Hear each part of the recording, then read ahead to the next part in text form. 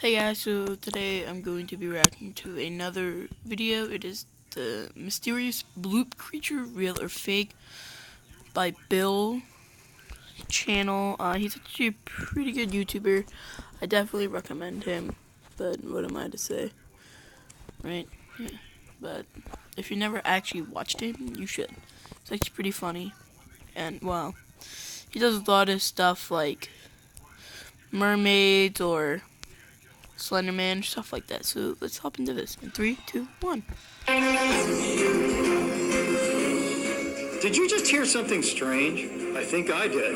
Hey guys, Bill here. Wow, what a time we've had this week going through all the submissions you guys sent in. I can't believe it. Topping the list is a video about a hawk dropping a snake on a family picnic.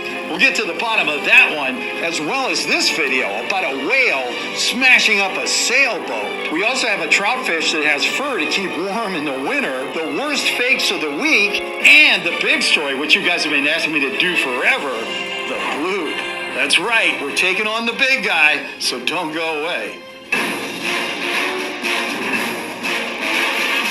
When it comes to strange sounds, there's no shortage of that showing up in my inbox. From Colorado to India, England, and everywhere else, people are hearing all sorts of strange things. Some strange noises heard around the world the last few weeks. But when it comes to the biggest strange sound of them all, it comes from the ocean, and it's called the bloop.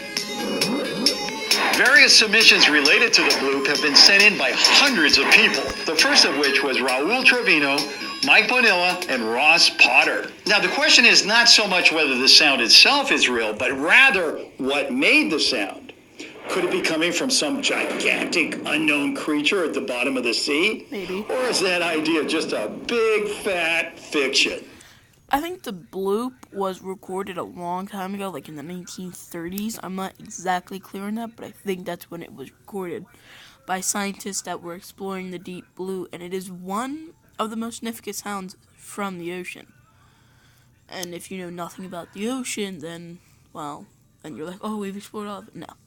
We know more about our moon than our oceans, if you never knew that. We only know, like, 5% of the oceans. So yeah, it could have been a giant creature because 95% of it is still unexplored, and thousands of, upon millions of creatures probably still live at the bottom of it. Why don't we turn up the volume just a little bit? As it turns out, the internet is filled with epic amounts of information about the bloop. In 1997, scientists from NOAA, using special underwater microphones, picked up a sound from the South Pacific. I was way off by the time. That was so loud it was able to be heard for more than 3,000 miles, or about 4,800 kilometers. As we listen to a speeded up version of it here, I think you'll understand how it got its nickname, the bloop. When news of the bloop went public, Dr. Christopher Fox, the former head of NOAA's Geophysical Data Unit, told New Scientist magazine that the most likely source of the sounds, and this is a quote, was some sort of animal. But the only problem with that theory was the biggest known sound created by marine animals can only be heard from less than 1,000 miles, or about 1,600 kilometers. So what do we have here? Maybe a megalodon? Not likely, because they're extinct.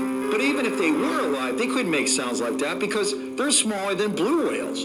This creature would have to be something much bigger, like 5 times the size of a blue whale. Impossible, you say? I don't know. With 95% of the ocean still unexplored, anything's possible, right? I gotta tell you, this one was a really tough riddle to solve, but thanks to some excellent detective work by the Chewy Piranha Group, we were able to come up with this, the official answer. Now, if you watch this series, you know there is no power on earth that's going to make me open this up and show you what's inside before you tell me what's going on up here, okay? Now, when I say go, what I want you to do is yell out as loud as you can, either real or fake, okay? Now, if you just can't do that because it's not a good time, it's okay to pause the video, go to the comment section below, leave your answer there, and then come back here and play the rest of the video to see if you're right, okay? Now, as a third way to go, you can just vote right up here, okay? So what are you waiting? So, I think I'm gonna hit real, cause, yeah. Exactly. Real. And then play the video. 4, go!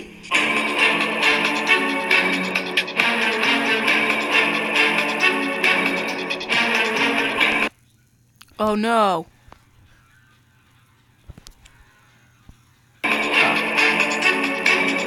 Did you do it? Good, because in just a few minutes I'm going to show you what's inside this envelope, and we're going to get to the bottom of that bloop sound. But before I do that, I just want to show you a couple other interesting things that came in this week. The most popular submission that came in last week was this one. It was first sent in by Tadas Kamaniskas, Labo Empire, and somebody who goes by the name of Jibo. The video claims to show a hawk that drops a big snake on a family having a picnic. Guys, I think hawks are pretty aggressive birds, but I don't think they're that aggressive. As it turns out, this video was just part of an advertising campaign for an Australian Football League club called, you got it, the Hawks. Next, we have this video sent in by Man But No Man Films. This one claims to show a whale jumping on top of a sailboat. Mr. Films, I don't know about you, but to me, that's definitely special effects, which means we can now go to our special effects wizards, Peter Butler and Stuart Carpenter, over at the Bubblegum Monsters channel, and ask our guys to show us how these people can pull off a fake like that. Well, looking at this footage, I have to say if it's fake, it's been done extremely well. It's actually really hard to create water and cloth in computer graphics, and this video has both. Top visual effects studios spend years and a lot of money perfecting the look of their water and cloth in CG, and actually even these days it still doesn't look quite right. So a lot of the time what they do is they turn to what's called practical effects. Now what practical effects are is they'll actually shoot footage of, say, water, cloth and fire, and then they'll composite it or superimpose it all together over the top of the shot to create the final look. Needless to say, you still need big budgets to create something that we see in this video here, and I think trying to pull this off on a YouTube budget might actually look more like this.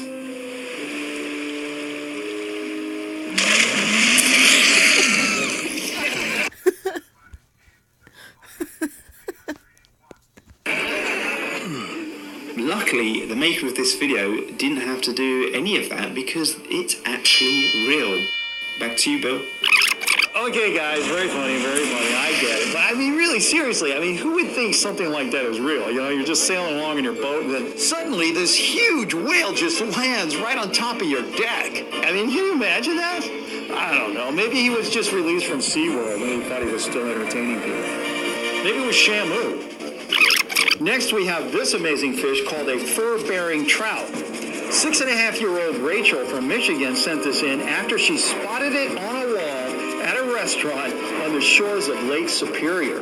Rachel, I don't know how else to say this, but the hard truth is there is no such thing as a fur-bearing trout. Canadian taxidermist Ross C. Job made it from a dead trout and some rabbit hair in the 1930s. Job sold his creation to an unsuspecting Scottish tourist who in turn gave it to the Royal Museum of Scotland and told him it was real.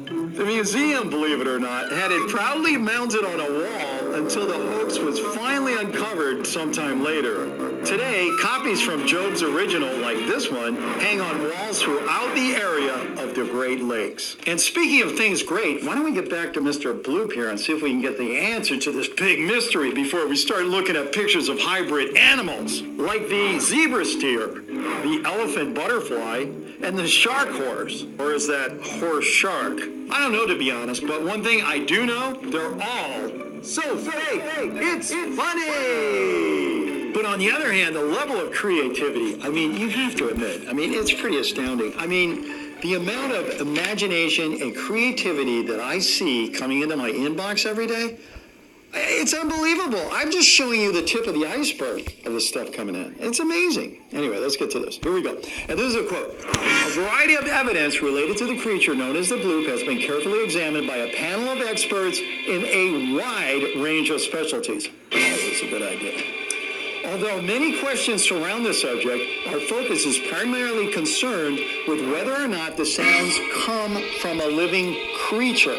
Get that? It's not about the sound itself. It's about where it comes from. And did it come from a living creature? Okay, now I'm back. Now I'm quoting again. With this in mind, it is our final determination that the bloop, are you ready? Did not originate from a living organism. Any claims to the contrary are fake. That's a shocker.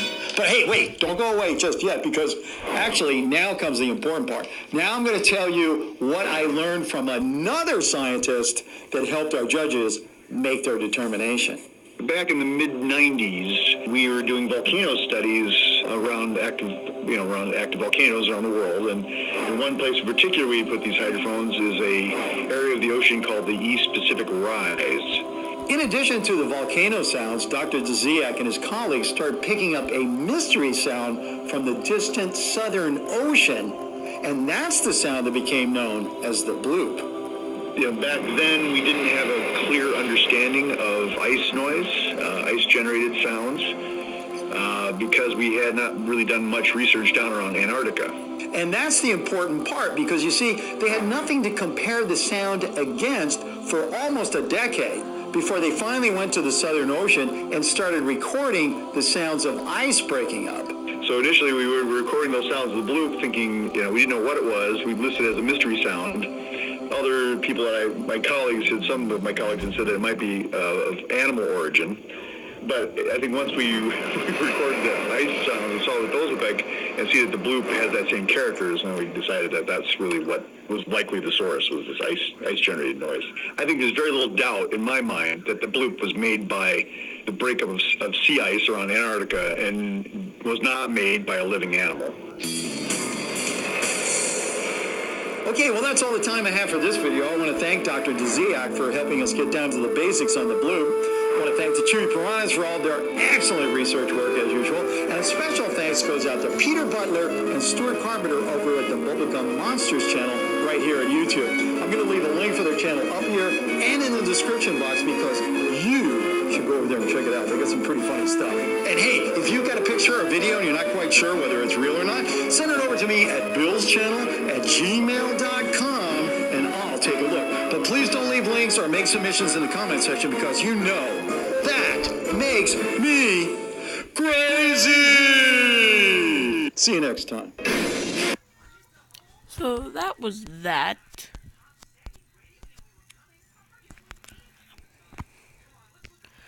Let me know what you guys think of that. Do you think that the bloop was made by an animal or ice falling, or maybe a combination of both, or neither of them? Let me know what you think. And I'll see you all in the next one. Bye.